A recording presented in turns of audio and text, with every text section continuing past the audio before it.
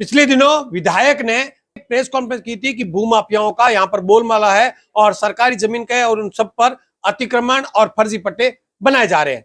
आज हमारे साथ में जवाब देने के लिए बीजेपी के पदाधिकारी और कार्यकर्ता प्रियंका चौधरी है, उनसे बातचीत करेंगे कि किस तरीके के उनके आरोप है और कितनी विधायक द्वारा जो आरोप लगाया कि बीजेपी के पार्षद इसमें इन्वॉल्व, कितनी सच्चाई है। देखिए, हम सब जानते हैं कि भारतीय जनता पार्टी ने लगातार पिछले 4.5 साल से आवाज उठा रहे हैं कि यहाँ कांग्रेस का कुशासन है, जंगल राज है और भ्रष्टाचार है। अभी कुछ समय पहले और भारतीय जनता हमने विधानसभा में भी, यहाँ पर बाड़मेर मुख्यालय पे भी कई बार धरना दिया, प्रदर्शन किया, हमने ज्ञापन भी दिए, जन आक्रोश रैली भी पूरे राजस्थान के अंदर निकली, यहाँ बाड़मेर में भी निकली और हम लगातार कह रहे थे कि यहाँ भ्रष्टाचार हो रहा है, यहाँ भू माफिया काम कर रहे हैं, यहाँ जनता के साथ अन्याय हो रहा है, लेकिन कोई सुनवाई नहीं हो रही थी। अभी जब ये मामला सामने आया, रिको के अंदर 15 बीघा 15-20 जमीन थी, उस पे 12 बीघा पे जो है यूनिट्स लग गई, इंडस्ट्रियल यूनिट्स, और जो बची हुई जमीन थी उस पे स्टे ऑर्डर था। रिको ने कई लेटर लिखे थे नगर परिषद को कि ये हमारी स्टे ऑर्डर है, इस जमीन पे किसी को पट्टे नहीं दिए जाए, क्योंकि उनकी जानकारी में आया कि यहाँ फर्जी पट्टे बन सकते हैं।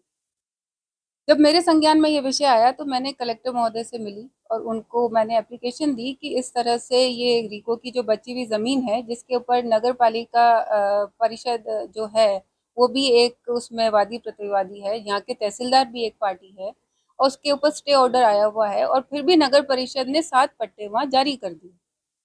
तो इन पट्टों को जो जारी हुए हैं उनको न सिर्फ निरस्त किया जाए, बल्कि कमेटी बनाकर अपने उनके सुपरविजन में जांच हो और इसके पीछे जो भी लोग जुड़े हुए हैं उनके ऊपर कोई कार्रवाई होनी चाहिए, क्योंकि बाड़मेर में लगातार ये काम पिछले 10 सालों से हो रहा है। सरकार देखिए, विधायक यहाँ जो है वो कांग्रेस के हैं और ये पिछले 15 साल से हैं। उससे पहले नगर परिषद के चेयरमैन भी यही थे। अब सरकार भी इनकी है, बोर्ड भी इनका है, मुख्यमंत्री इनके हैं, मंत्री इनके हैं, जितने कर्मचारी हैं वो भी इन्हीं के लाए हुए हैं। जितने विभाग में जो भी काम चल रहा है वो इनकी मर्जी के बिना पत्ता भी नहीं हिलता है। और लगातार भ्रष्टाचार की जब हम बात उठाई और ये रिको का मामला सामने आया तो यहाँ के विधायक खुद प्रेस कॉन्फ्रेंस करके और ये अपने मुंह से स्वीकार करते हैं कि हाँ, यहाँ भू माफिया काम कर रहा है।